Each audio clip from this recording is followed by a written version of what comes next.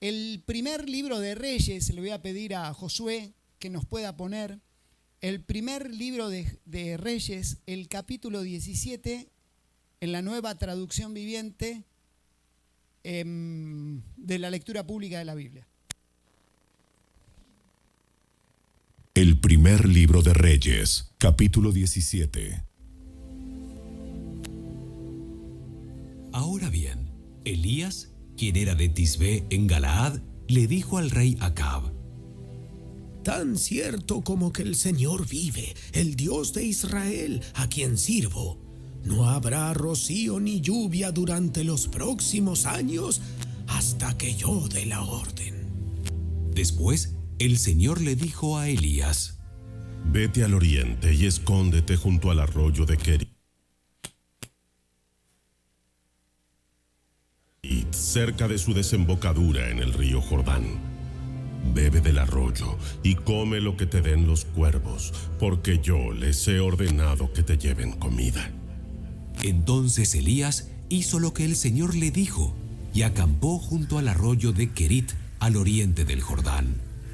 Los cuervos le llevaban pan y carne por la mañana y por la noche, y él bebía del arroyo. Sin embargo, poco después, el arroyo se secó porque no había llovido en ninguna parte del reino. Luego el Señor dijo a Elías: Vete a vivir a la aldea de Sarepta, que está cerca de la ciudad de Sidón. Yo le he ordenado a una viuda de allí que te alimente. Elías se dirigió a Sarepta, y cuando llegó a las puertas del pueblo, vio a una viuda juntando leña, y le dijo: Por favor, ¿podrías traerme un poco de agua en una taza? Mientras ella iba a buscarle el agua, la llamó y le dijo: También tráeme un bocado de pan. Pero ella respondió: Le juro por el Señor su Dios que no tengo ni un pedazo de pan en la casa. Solo me queda un puñado de harina en el frasco y un poquito de aceite en el fondo del jarro. Estaba juntando algo de leña para preparar una última comida. Después, mi hijo y yo moriremos. Entonces Elías le dijo: No tengas miedo. Sigue adelante y haz exactamente lo que acabas de decir. Pero primero cocina un poco de pan para mí. Luego, con lo que te sobre, prepara la comida para ti y tu hijo. Pues el Señor, Dios de Israel, dice: Siempre habrá harina y aceite de oliva en tus recipientes, hasta que el Señor mande lluvia y vuelvan a crecer los cultivos. Así que ella hizo lo que Elías le dijo, y ella, su familia y Elías comieron durante muchos días.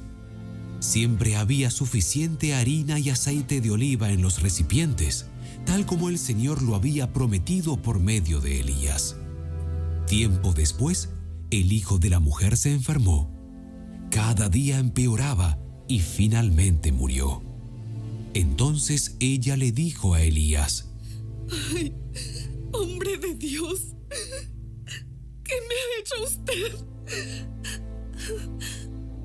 ¿Ha venido aquí para señalarme mis pecados y matar a mi hijo? Pero Elías contestó: Dame a tu hijo.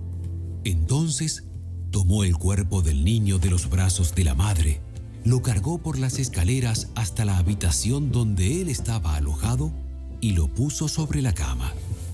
Después Elías clamó al Señor: Oh Señor, mi Dios, ¿por qué le has traído desgracia a esta viuda que me abrió su casa al provocar la muerte de su hijo? Entonces Elías se tendió sobre el niño 3 veces y clamó al Señor: Oh Señor, mi Dios, te ruego que le devuelvas la vida a este niño.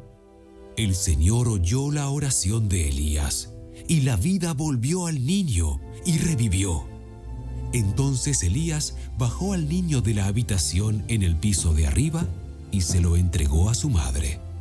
Mira, tu hijo vive. Entonces la mujer le dijo a Elías: Ahora estoy convencida de que usted es un hombre de Dios y que de verdad el Señor habla por medio de usted.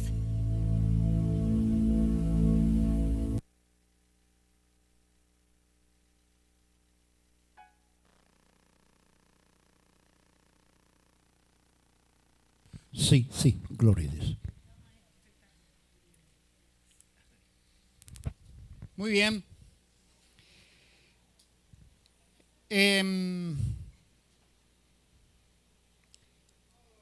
Había un proceso de transformación entre lo que es un hombre o una mujer en cómo convertirse en un hombre y una mujer de Dios. Y en la vida de Elías vamos a ver cuál es ese proceso para que podamos sacar algunos principios para que vos y yo sigamos este proceso de saber cómo podemos servir mejor a nuestro Dios.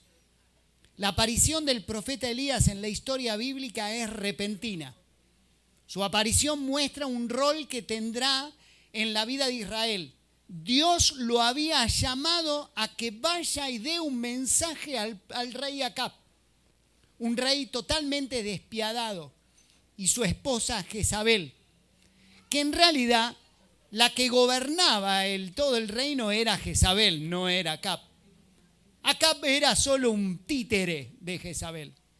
Jezabel había hecho de Israel la cuna de la adoración a Baal. Y esta adoración era una política de Estado. Es más, muchos sacerdotes de Baal eran pagados por el gobierno de Jezabel y del rey Acab. Y ahí estaba el profeta Elías, que lo que tenía que decir el profeta Elías era: tan cierto como vive el Señor Dios de Israel, a quien yo sirvo, te aseguro que no habrá rocío ni lluvia en los próximos años hasta que yo lo ordene. Ese era el mensaje. Dios lo había llamado como profeta para que cumpla un rol. Y acá viene lo particular. Dios tiene procesos que son insospechados. Y fíjense en un detalle. Vamos a la siguiente placa. La siguiente nomás. ¿Cuáles son las características de un hombre que cambia de Dios? Que cambia. Fíjense en un detalle. Cuando Dios te llama para hacer una tarea, ¿qué se espera de vos? Muy bien. Si Dios te llamó a ser maestro, ¿qué tenés que ser? Enseñar. Si Dios te llamó a ser músico, ¿qué tenés que tocar el instrumento? ¿Qué tenés que hacer? Tocar el instrumento. Si Dios te llama a ser pastor, ¿qué tenés que hacer? Ser pastor. Dios lo llama a Elías a ser profeta, da la palabra y le dice: andate y escondete en el arroyo de Querit. ¿Qué voy a hacer ahí solo?, diría Elías. Entonces, fíjense en aquí, que ahí estaba Elías, da el mensaje e inmediatamente después se tiene que refugiar en el arroyo de Querit. Dios le dice: quédate en Querit. Querit va a ser tu instituto bíblico. Querit va a ser el lugar donde yo te voy a enseñar para ser un hombre de Dios. El mapa que nosotros vemos que este hombre, hasta llegar a Sarepta, donde lo iban a reconocer como ser un hombre de Dios, tenía que pasar por el proceso donde se iniciaba en el arroyo de Querit. No hay atajos en la vida cristiana. No hay atajos, hermanos. Dios te coloca en procesos donde vos tenés que aprender en distintas circunstancias, que a veces son críticas, pero vos tenés que aprender. Querit significa cortar. Y en el arroyo era el lugar donde Elías tenía que recibir el alimento. Venía el delivery con la comida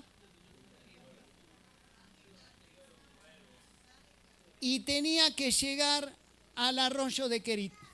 Ahora, cuando digo que los planes de Dios son insospechados, los cuervos eran animales, eran aves de carroña. O sea, que confíes que un cuervo te traiga carne era un poco ilógico. Te iba a dejar, ¿qué te iba a dejar? El pancito, pero la carne se le iba a comer él. Sin embargo, Dios tiene procesos que a veces en tu vida no lo vas a entender. Por eso, cuando te toque estar en el arroyo de Querit, no dudes. Dios tiene todo pensado. Dios tiene todo pensado. Ahora, la clave está estar en el lugar correcto. Si Elías iba a empezar a dar vueltas por ahí,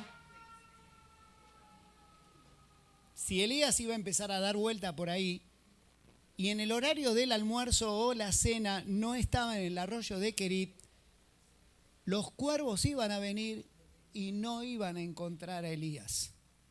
Por eso, hermanos, es muy importante que vos estés en el lugar correcto para recibir el alimento que viene de Dios. No pierdas tiempo, no te vayas a cualquier lado, presta atención dónde es el lugar para recibir el alimento y ahí lo tenés que recibir. En el arroyo de Querit te va a tocar, va a haber momentos en tu vida donde va a haber procesos muy difíciles, va a haber pruebas, va a haber dificultades, va a haber soledad, pero es en el arroyo de Querit donde vos vas a ser moldeado para que puedas ser un hombre o una mujer de Dios. La realidad es que Dios tiene tiempos de capacitación para cada uno de nosotros. Y sus modelos son tan variados como desconcertantes.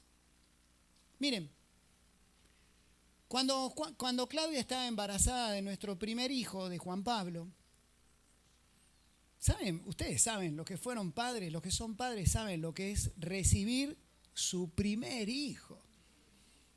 La expectativa que teníamos. Yo en esa época trabajaba en un lugar con chicos con discapacidad, en una escuela con personas con niños con discapacidad. Y se me había metido en la cabeza que tenía miedo de que mi hijo sea discapacitado. Y yo no le quería decir nada a Claudia, que sentía esa angustia, porque no quería. ¿Quién quiere tener un hijo con discapacidad? Si te toca, bueno, uno tiene que pasar por distintos procesos, lo que implica la aceptación. Bueno, el asunto es que a mí se me había caído el pelo acá. Entonces me fui al médico. Y el médico me dice, ¿vos te está pasando algo? No, una vida normal. Le digo, bueno, ¿sabes que no es ninguna bacteria ni nada? Vos estás ansioso por algo, tenés un proceso de ansiedad en la cual tenés que calmarte. Y ahí tuve que confesar que estaba angustiado por lo que me pasaba. Tuve que pasar por el Querit de Dios, donde yo tenía que aprender a descansar en el Señor. Nació mi hijo. Yo estaba ahí en el parto.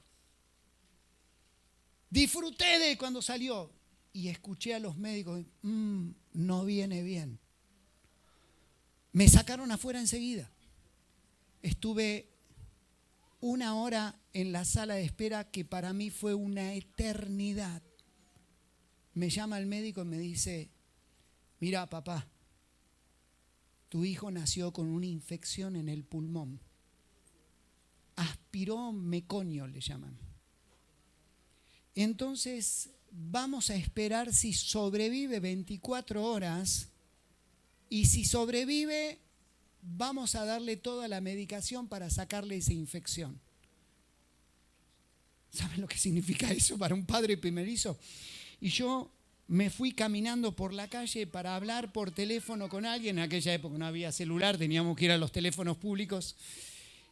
Y me fui cantando, puedo confiar en el Señor, no me va a fallar. Era mi arroyo de Querit. Era el proceso de Dios para mí.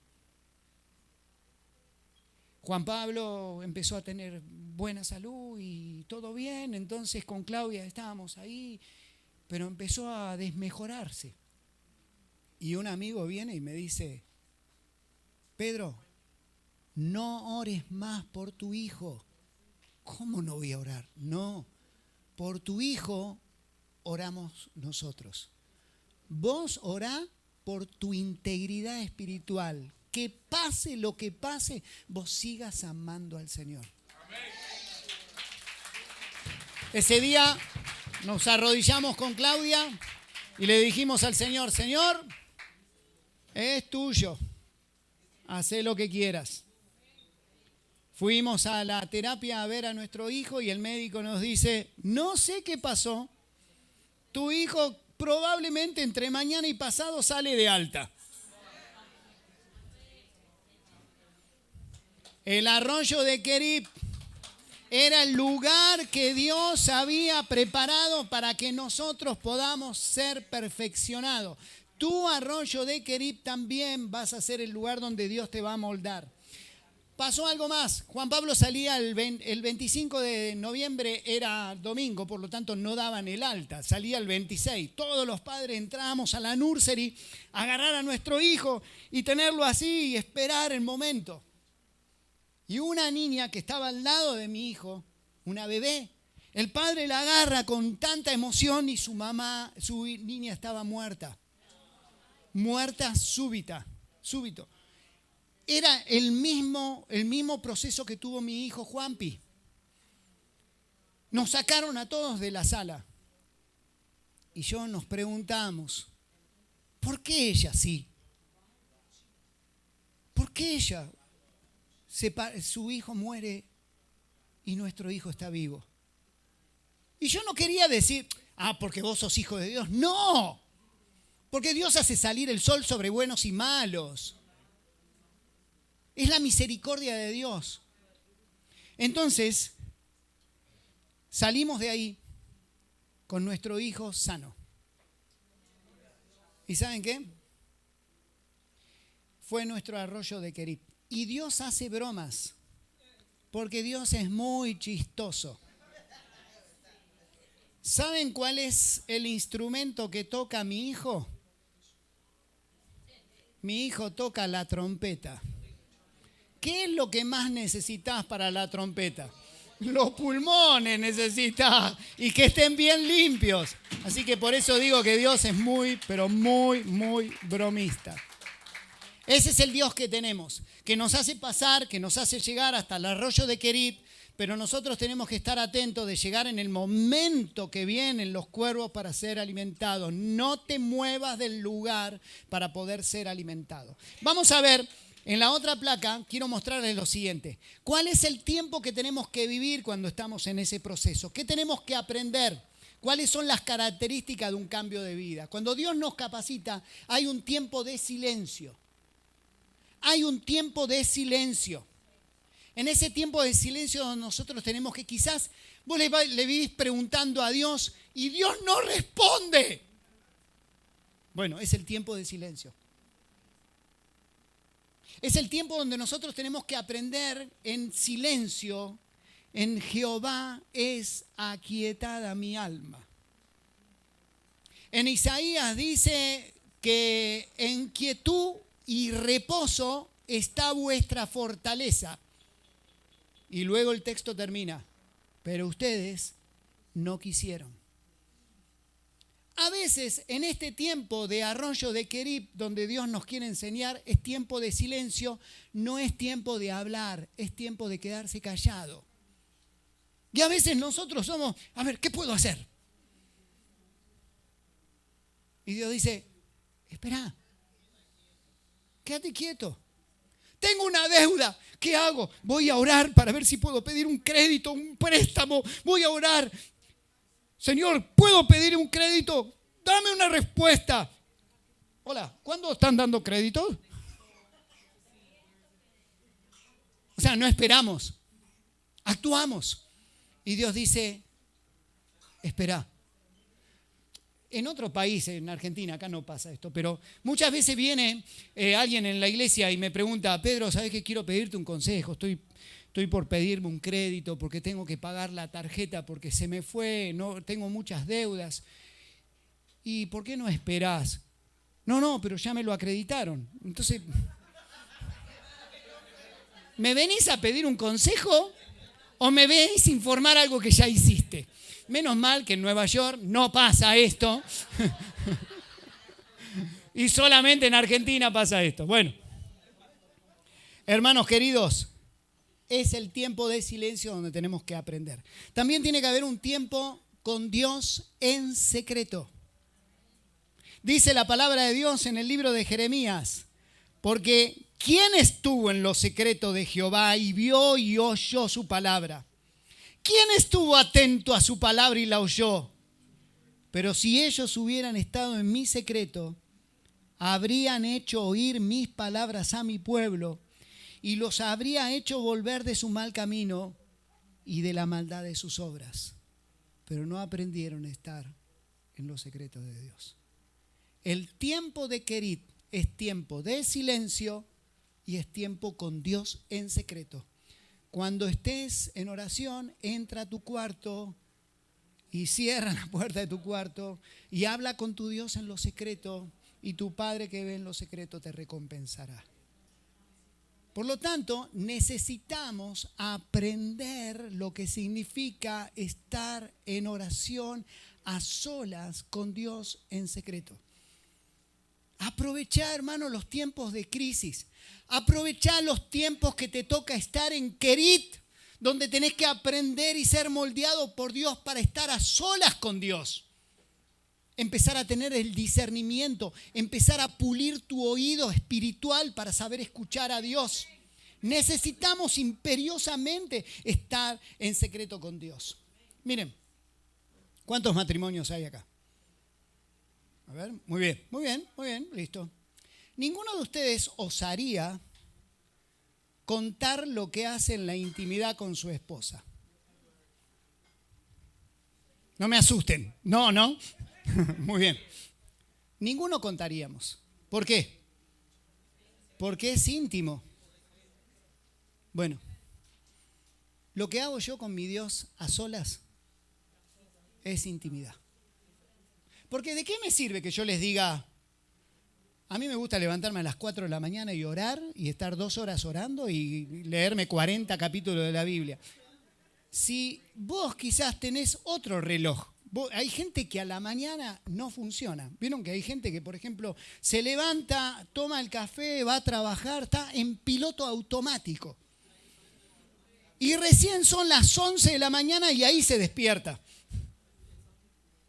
Y hay gente, yo soy uno de ellos, que a las 10 de la noche soy como las gallinas, me voy a dormir. Porque a mí me gusta todo bien temprano. Entonces, cada uno de nosotros tenemos un reloj biológico donde rendimos más. Por lo tanto, la intimidad con Dios, ármate la voz, conforme a cómo Dios te estableció. Hay gente que, hay madres que esperan que sus niños, mandan a los niños a la escuela, mandan a sus maridos a trabajar y ellos están, simbólicamente, ¿no? Que les pegan. Bueno, y se quedan en la casa y aprovechan estar a solas con Dios. Bueno, necesitamos buscar ese tiempo, el tiempo de Dios. Y tercero, para aprender, necesitamos el tiempo de provisión. Dios es el que nos da palabra. Dios es el que quiere enseñarnos. Estemos atentos. Cuando nosotros ejercitamos el tiempo de silencio, el tiempo con Dios en secreto, el tiempo de provisión viene y viene el tiempo de cambio. Es importante aprender cuándo cambiar. En el profeta en Elías, dice la palabra de Dios que el río, ¿cómo se llama? El arroyo de Querit se secó. ¿Qué significa que se seque? Miren, tan simple es, cuando el arroyo se secó, era tiempo de cambiar. De ahí tenía que ir a Sarepta. Y tenemos que aprender cada uno de nosotros cuándo es el tiempo de finalizar un proceso para iniciar otro. Pero quiero dar una advertencia. Cuando realizamos tareas para Dios, debemos aprender que cuando es el tiempo de cambiar. Es necesario aclarar algo muy importante. Nunca se deja la tarea sin que alguien esté haciéndola. ¿Qué quiero decir? Imagínate que el hermano, ¿cómo es tu nombre? Moisés toca este instrumento tan lindo. Entonces va y le dice al obispo, es un tiempo de cambio, ya no lo voy a hacer más. Muy bien, el obispo le dice, ¿y a quién vas a dejar en tu lugar? No preparé a nadie, no es tiempo de cambio. No es tiempo de cambio. Es tiempo que prepares a alguien para que vos puedas cambiar. Y la vida cristiana es capacitar a otros para que otros lo hagan y yo puedo hacer otras tareas. Y de esa manera tenemos que hacerlo. Pasados algunos días, dice el texto, el arroyo se secó. La iglesia a quien se escribió la carta de los hebreos fue una iglesia negligente. Fíjense en este texto. La otra, miren, en realidad, dice Hebreos 5, 12 al 14, en realidad a esta altura ya deberían ser maestros, sin embargo necesitan que alguien vuelva a enseñarles los principios más elementales de la palabra de Dios. Dicho de otro modo, necesitan leche en vez de alimento sólido. El que solo se alimenta de leche es inexperto en el mensaje de justicia. Es como un niño de pecho. En cambio, el alimento sólido es para los adultos, pues han ejercitado la capacidad de distinguir entre el bien y el mal. ¿Qué quiero decir con esto? Hermanos, hay personas que Dios los está mandando al arroyo de Querib y se van. No, es muchas pruebas. No voy más a la iglesia. No me congrego más. No entran dentro del proceso.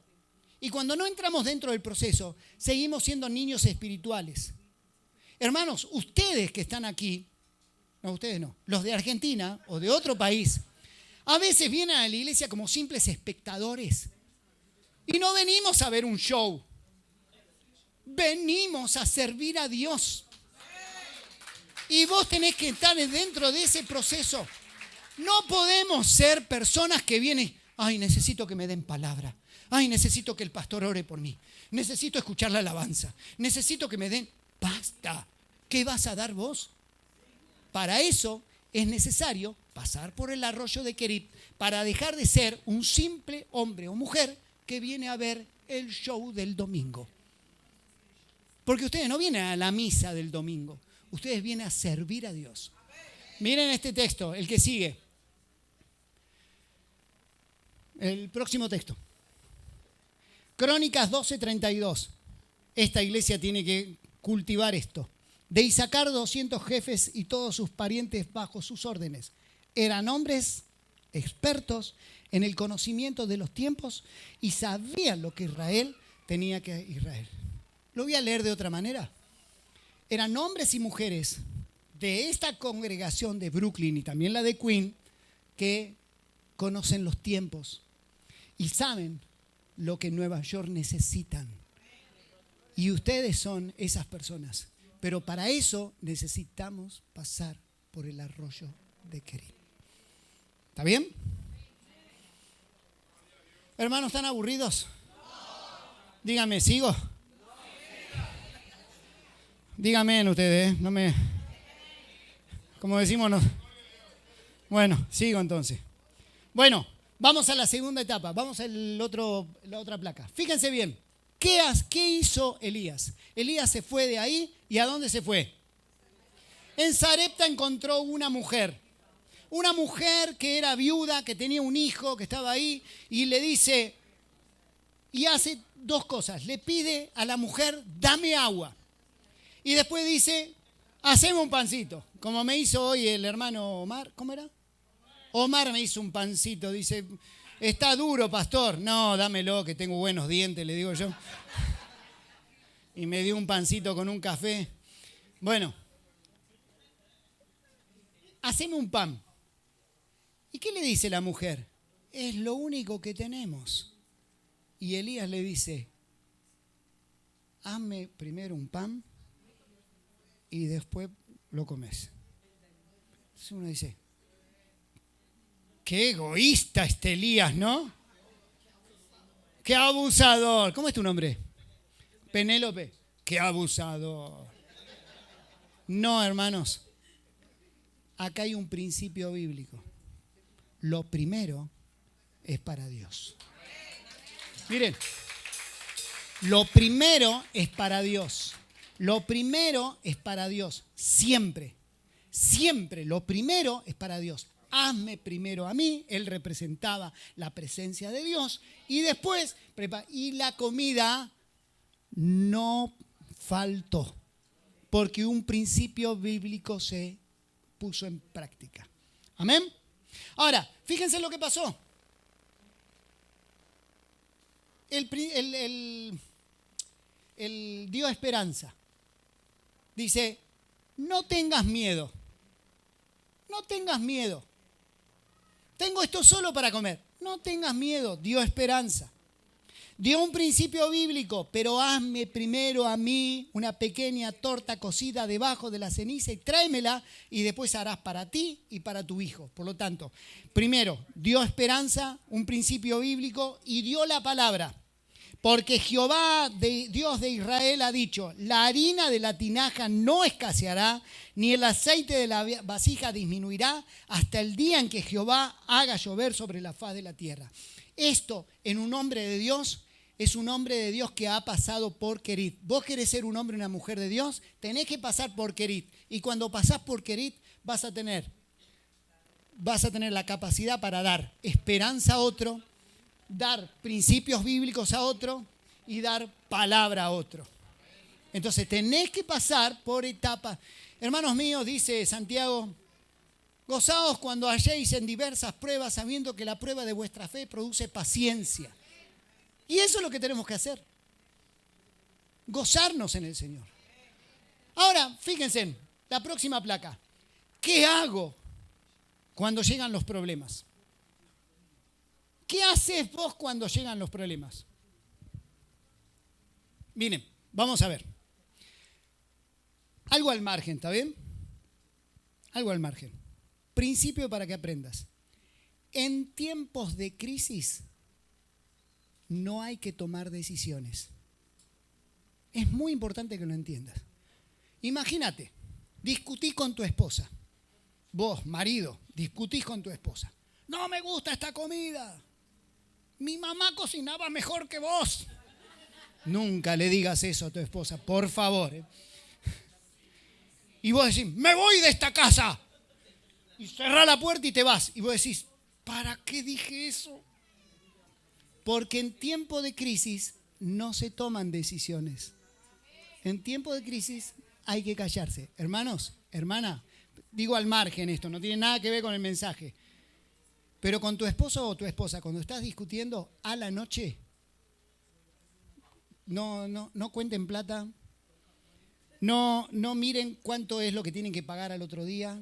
Cuando están cansados, cuando están en crisis, van a terminar discutiendo. Cállense la boca, váyanse a dormir, un besito y a dormir. ¿Está bien? En tiempo de crisis no se toma decisiones. Serénense. Sigamos con el mensaje. Fíjense, ¿qué había pasado con Elías?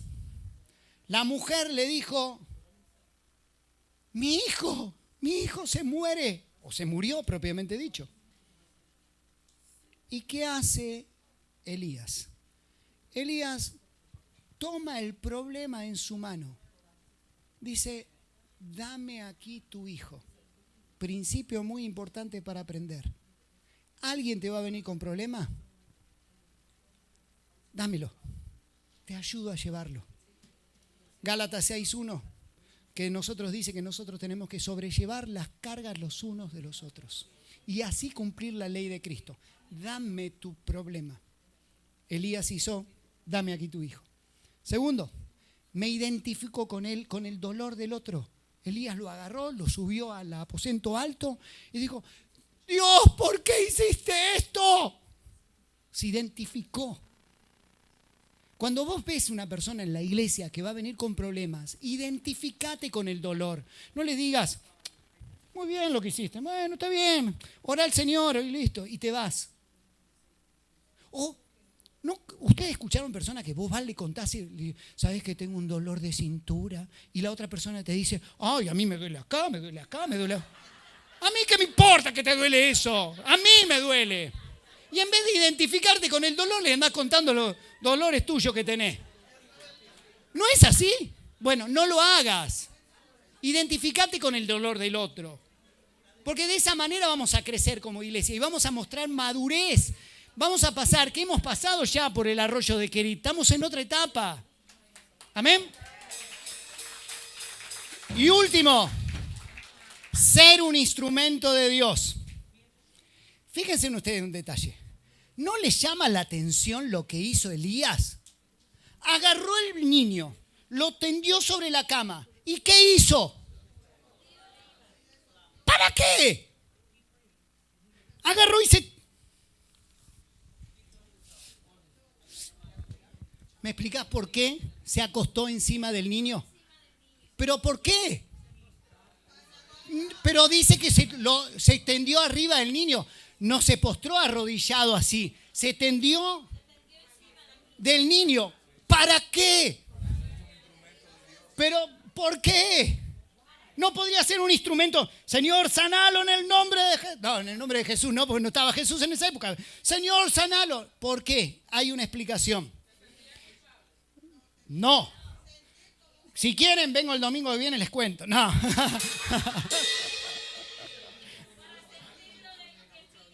¿Qué pasaba en Israel cuando una persona tocaba un muerto?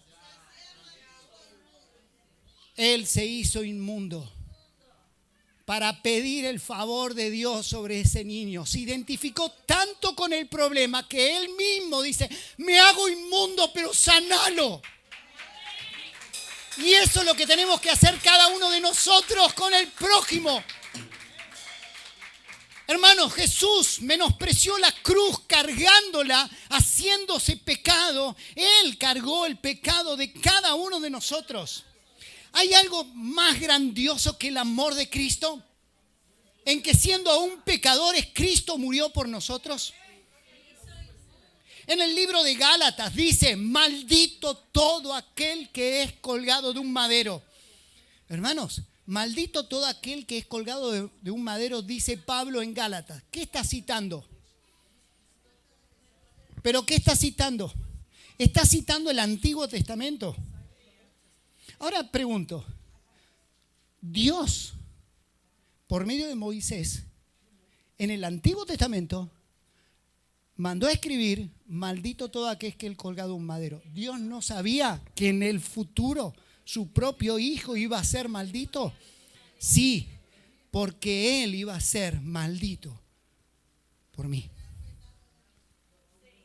En la cruz Jesús dijo, Dios mío, ¿por qué me has desamparado? Fíjense en ustedes un detalle. Dios mío, Jesús cuando oraba al Padre, oraba Abba Padre o Padre, pero acá le dijo Dios, no le dijo Padre. ¿Por qué? ¿Saben por qué? Porque en ese momento había el abandono del Padre, porque Él estaba cargando mi pecado y tu pecado. Por eso dice, Dios mío, ¿por qué me has desamparado? Porque Dios con el pecado no puede tener relación. Y Jesús se hizo pecador para pagar lo que a vos y a mí nos correspondía. Algo más, ¿me permiten? Tengo un palo de escoba para mostrarles. ¿Me lo alcanzas? Ahora les voy a mostrar. No me hagan olvidar esto que es muy importante para cerrar el mensaje. Es muy importante esto. Che, ¿cómo estoy hablando mucho? Bueno, háganme acordar qué es esto.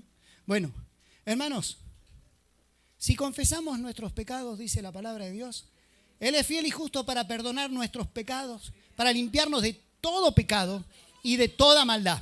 ¿Qué es todo? ¿Qué es todo? Pregúntale qué es todo para ellos.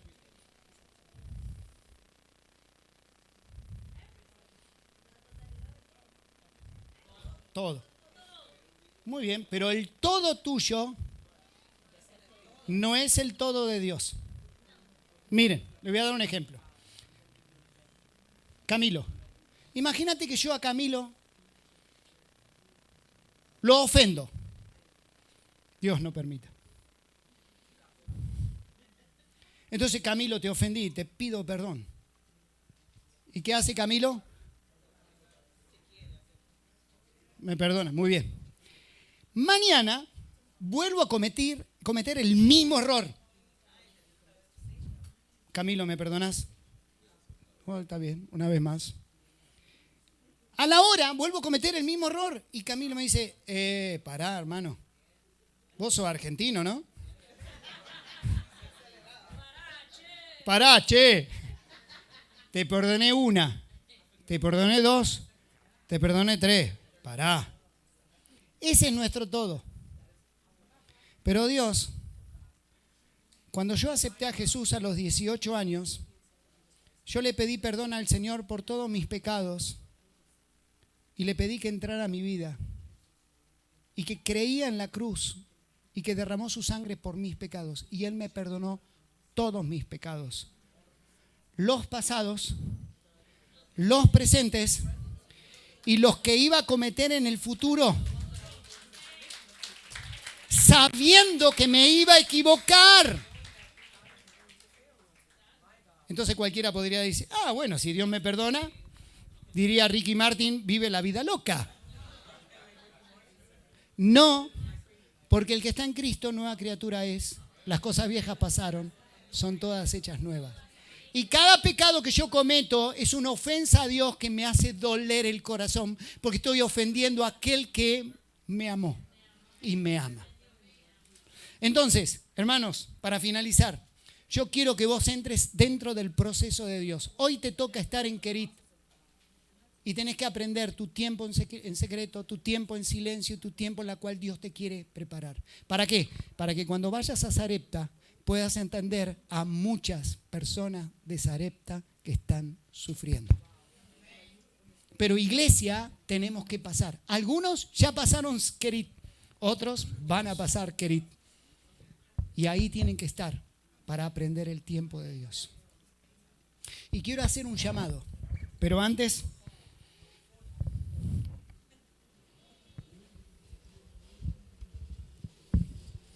quiero mostrarles algo.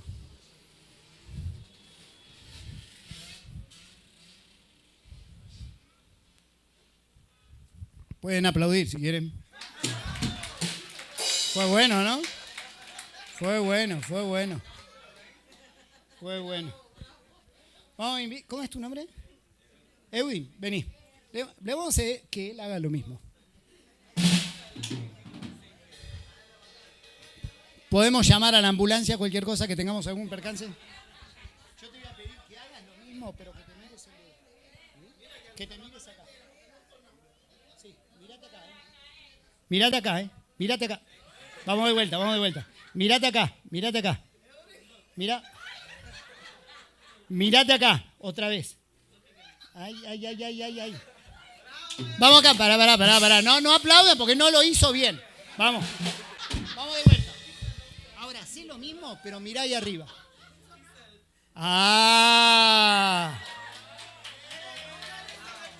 Hermanos, gracias. Hermanos, yo les voy a decir cuál es la clave. Si vos te mirás acá, se va a caer. Vos necesitas mirar ahí arriba. Si pues habéis resucitado con Cristo, buscad las cosas de arriba donde está Cristo sentado. Hermanos, pasamos la vida mirando acá, mirando nuestro hoy, mirando nuestro presente y nunca mi vida va a estar en equilibrio. Necesito mirar arriba.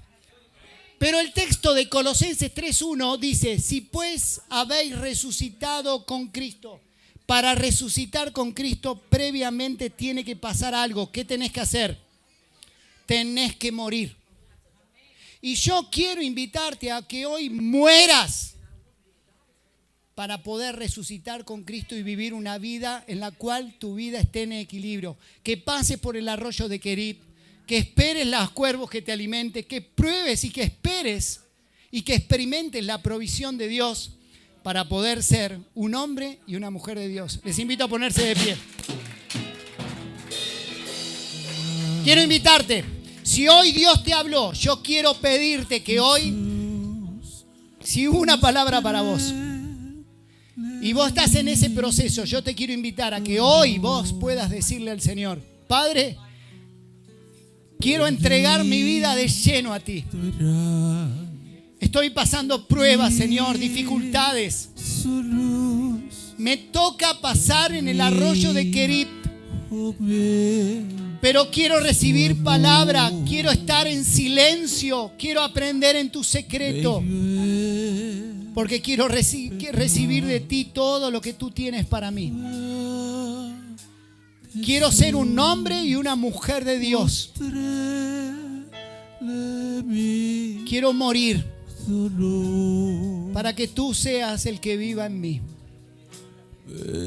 Quiero invitar hoy que haga público esto. Yo quiero invitarte. Si Dios te habló hoy, yo quiero que levantes tu mano. ¿Dios te habló hoy? ¿Dios te habló hoy? Padre, en el nombre de Jesús, quiero poner en tus manos a cada una de estas manos levantadas. Que el poder del Señor, tu poder, sea el que llene, invada estas vidas. Bendecilos, prosperalos. Señor, que el tiempo de Querit, donde tengan que pasar pruebas, dificultades, pueda ser el tiempo donde puedan aprender de ti. Señor, que tú seas Dios sobre todas las cosas en sus vidas y los llenes. En el nombre de Jesús. Amén.